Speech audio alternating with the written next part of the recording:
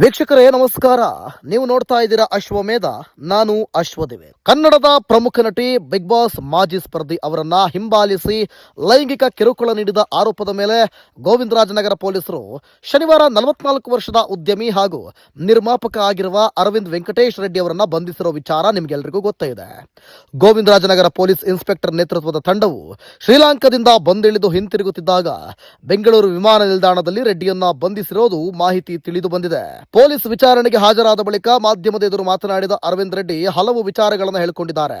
ನಾನು ಆಕೆಗೆ ಫೋನ್ ಮಾಡಿ ತೊಂದರೆ ಕೊಡ್ತಿದ್ದೇನೆ ಅಂತ ಆರೋಪ ಮಾಡಿದ್ದಾರೆ.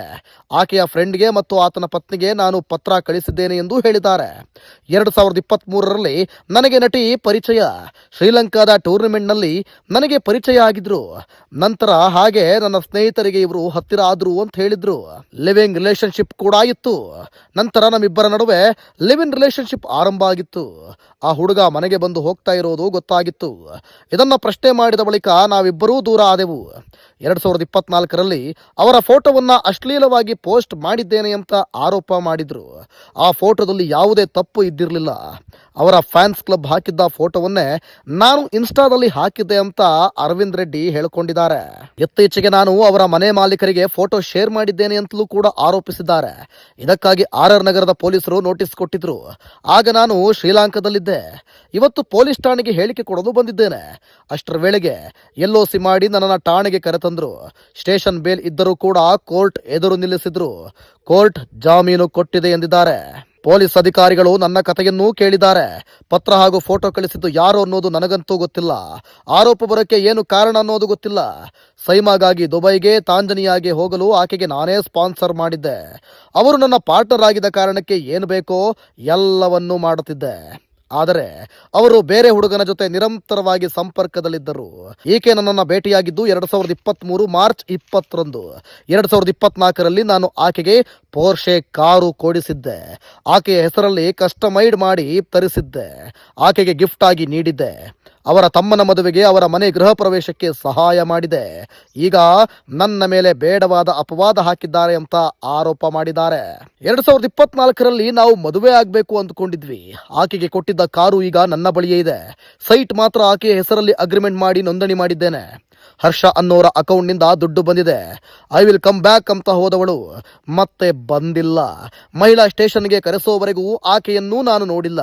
ನನ್ನ ತಪ್ಪಿದ್ರೆ ನನಗೆ ಶಿಕ್ಷೆ ಆಗುತ್ತೆ, ಅವರ ತಪ್ಪಿದ್ರೆ ಅವರಿಗೂ ಕೂಡ ಶಿಕ್ಷೆ ಆಗುತ್ತೆ.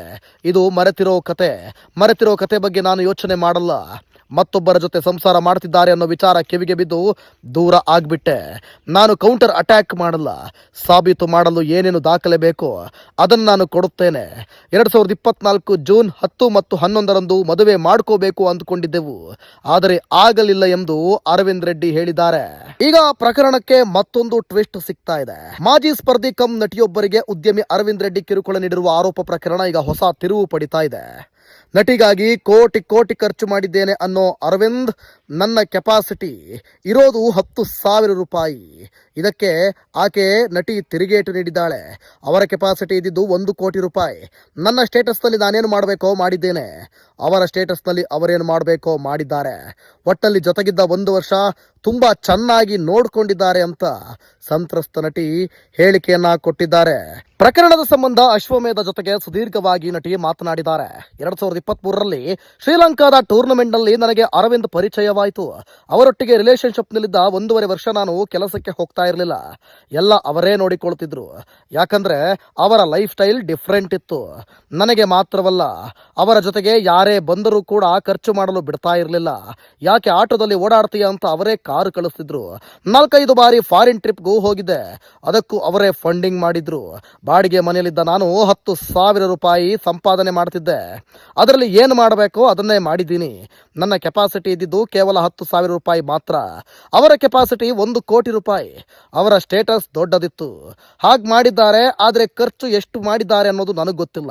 ಜೊತೆಯಲ್ಲಿದ್ದಾಗ ಚೆನ್ನಾಗಿ ನೋಡ್ಕೊಂಡಿದ್ದಾರೆ ಅನ್ನೋದಂತೂ ಸತ್ಯ ಎಂದಿದ್ದಾರೆ. ರಿಲೇಶನ್ಶಿಪ್ ಮುಗಿದ ಮೇಲೆ ಅವರು ಕೊಟ್ಟಿರುವ ಎಲ್ಲಾ ಗಿಫ್ಟ್ಗಳನ್ನು ವಾಪಸ್ ಕೊಟ್ಟಿದ್ದೇನೆ. ಮನೆ ಅಡ್ವಾನ್ಸ್ಗೆ ಅಂತ ಕೊಟ್ಟಿದ್ದ 5 ಲಕ್ಷ ಹಣವನ್ನು ವಾಪಸ್ ಕೊಟ್ಟಿದ್ದೇನೆ. ಆದರೆ ಜೊತೆಗಿದ್ದಾಗ ನನ್ನ ಮೇಲೆ ಖರ್ಚು ಮಾಡಿದಷ್ಟು ಹಣವನ್ನ ವಾಪಸ್ ಕೊಡುವಷ್ಟು ತಾಕತ್ತು ನನಗಿಲ್ಲ ಅಂತ ಹೇಳಿದ್ರು.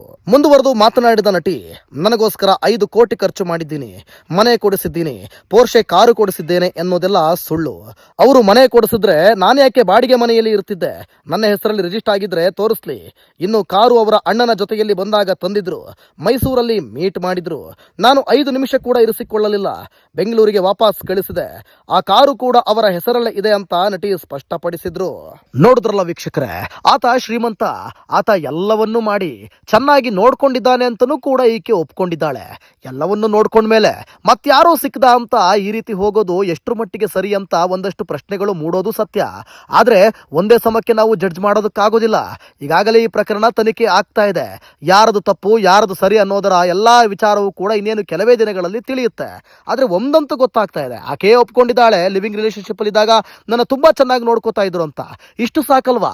ಒಂದು ಗಂಡು ಒಂದು ಹೆಣ್ಣನ್ನ ಚೆನ್ನಾಗಿ ನೋಡ್ಕೊಂಡ್ರು ಕೂಡ ಆಕೆ ಆತರನ್ನ ಬಿಟ್ಟು ಇನ್ನೊಬ್ಬನೊಂದಿಗೆ ಹೋಗ್ತಾಳೆ ಅಥವಾ ಇನ್ನೊಬ್ಬನೊಂದಿಗೆ ರಿಲೇಶನ್ಶಿಪ್ ನ ಇಟ್ಕೋತಾರೆ ಅಂತಂದ್ಮೇಲೆ ಮತ್ಯಾಕೆ ಬೇಕು? ಇಲ್ಲಿ ಗಂಡಿಗೆ ಆದಂತ ದೌರ್ಜನ್ಯ ಅಲ್ವೇ? ಈ ಗಂಡಿಗಾದಂತ ದೌರ್ಜನ್ಯವನ್ನ ಕೇಳೋದಕ್ಕೆ ಗಂಡು ಸಂಘಟನೆಗಳು, ಗಂಡಿನ ಪರ ಯಾವುದೇ ಇಲಾಖೆಗಳು ಕೂಡ ಇಲ್ಲ. ಮಹಿಳಾ ಇಲಾಖೆ ಇರ್ಬೋದು, ಇವತ್ತು ಮಹಿಳೆಗೆ ಏನೇ ಆದರೂ ಕೂಡ ಮಕ್ಕಳ ಮತ್ತು ಮಹಿಳಾ ಕಲ್ಯಾಣ ಇಲಾಖೆ ಇರ್ಬೋದು.